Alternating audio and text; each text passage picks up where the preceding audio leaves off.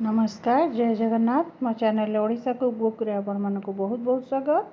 आज चलतु बनैबा दही पटल कुर्मा। तो से प्रथमे मो मसला रेडी करनौची। एठी मो गोटे टमाटो बड़ साइज रो टमाटो आउ 3टी कंचा लंका 2टी गुजराती आउ किछि काजू देकी आको अदा टिके देकी एटा मो बिना प्याज रसुण रे बनैछि। तो आपको भलसे ग्राइंडिंग करने देखंतु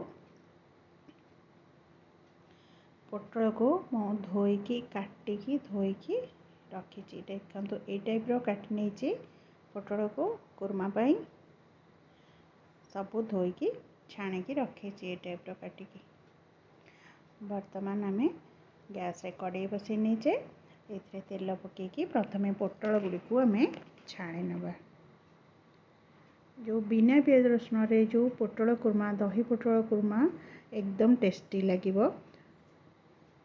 आपना को घरे निश्चय ट्राई करंतु। आपण प्याज रसुण रे भी बनै परिबे किंतु एटा मो गुरुवार थिबारो मो एटा प्याज रसुण रे भी आपण ए टाइप रो दही देकी बनै परिबे। वर्तमान मा पई गोटे कप दही नेछि। एथरे मो गोटे चम्मच कॉर्नफ्लोर देकी गोळेकी रखी दउछि।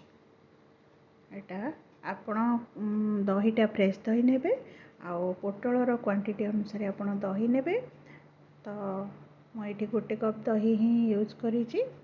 आउ गोटे कप रे मो जीरा धनिया गुंड आउ हमरो सब मसला गुंड को मो एथरे गोळेकी रखि नेबे। हमर टिके दे दीछि एथरे करी पाउडर आउ एथरे जीरा धनिया गुंड करी पाउडर आउ हमरो देखंतु देकी आको भलसे पानी देकी टिके गोळेकी रखि दउछि।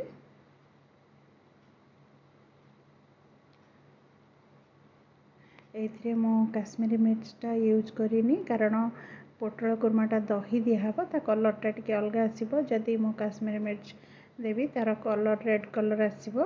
तो सेथि पई मो एथरे कंचा लंका ही यूज करिछि आउ रेड चिली पाउडर आदौ यूज करी नाही। पोटल गुडी को देखंतु ए टाइप रो मो छाणी नउछि। एठी मो 700 ग्राम पोटल को कुर्मा बनैछि आ सेथि पई मो गोटे कप दही रो यूज करिछि। देखंतु पोटल हमर हे गेछि। माको छाणी की गोटे प्लेट रे रखि नउछि आउ नेक्स्ट आउ जो पोटल सब रहिछि ताको पकेकी छाणी नेबी। एमती मो सब पोटल को छाणी नेबी। ए पोटल कुर्मा आपण भात रोटी सबुथिरे खाइ परिबे। आउ जो मानकर पोटल प्रिय से मानको एटा बहुत पसंद आसीबो। अरुआ रे तो एटा बहुत ही बढ़िया लागिबो।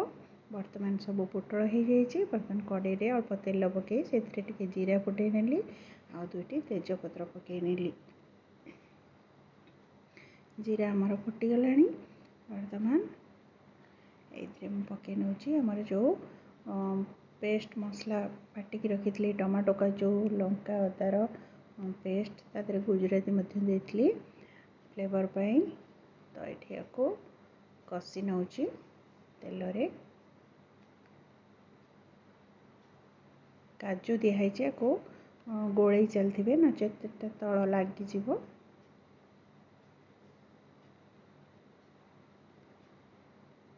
लो फ्लेम रे कले भी लो मीडियम फ्लेम रे को कले भी भलो।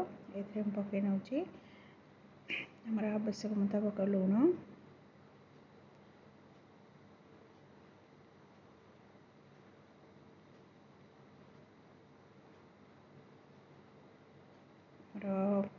कस्तूरी मेथी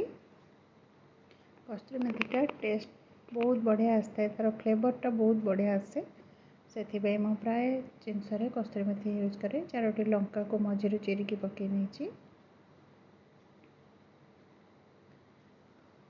देखंतु ताको बार बार गोळेई नबा नचे तळटा लागि जिवो।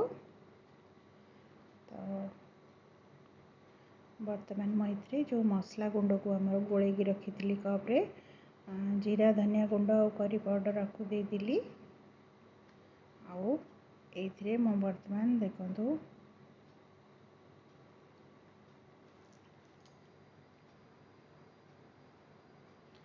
दही दे दउची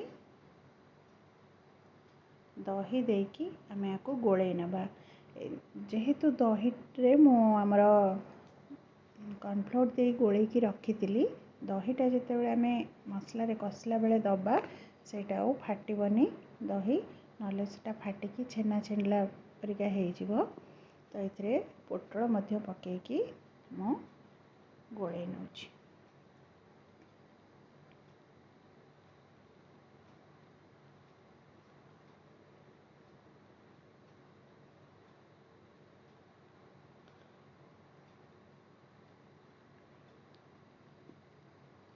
किस समय गोले नेला परे कषि नेला परे तापरे आम ये पानी दबा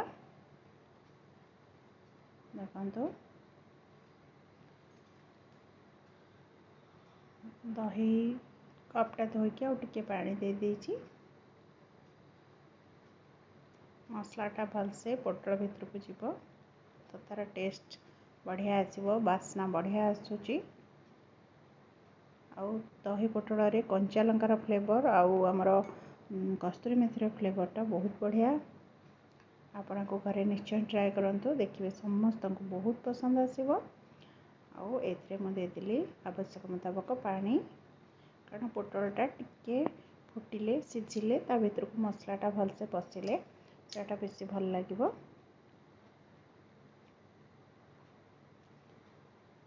देखंतु बर्तमान मुझे अल्प टिके हलदी गुंड पकईने हलदी गुंडा मु कषिला बेले दे नथिली अधिका भी हलदी गुंड देबेनी कारण तार कलर चेंज हो से एकदम अल्प पूरा हल्का हलदी गुंड देइछि देखंतु आउ दही जदि आपणकर खट्टा थिबो टेस्ट रो बैलेंस पई हल्का चीनी भी आपण यूज करि परिबे सेटा मीठा करबनी किंतु टेस्ट को पूरा बहुत बढ़िया करिवो मु सेति पई प्राय सबु डिश रे हल्का चीनी टिके दिए जोटा कि टेस्ट को पूरा बैलेंस करे आमर पोटल हो जाइए बर्तमान मुझे पकईली गरम मसला गुंड आपको भलसे गोले नौची धनिया पत्र थी आपको धनिया पत्र पकई पारे तो आमर रेडी हो जाइए बिना प्याज रसुण रे दही पोटल कुर्मा मो वीडियोटी जदि आपको भल लगी लाइक करंतु शेयर करंतु और मो चैनल जदि आप नुआ अच्छा सब्सक्राइब करने को मोटे भी भूलुनी बर्तमान आमर रेडी हो जाइए पोटल कुर्मा दही पोटल कुर्मा और यहाँ भी बिना प्याज रसुण रे मो भिडियोटी आपण मानकु केमती लगिला मते कमेंट करी निश्चय जणांतो आओ मो भिडियोटी को एमिति देखु थांतो मु आसीबी आपण मानक पाखकु पुणे नुआ नुआ रेसिपी सहित आज पई रहउची जय जगन्नाथ।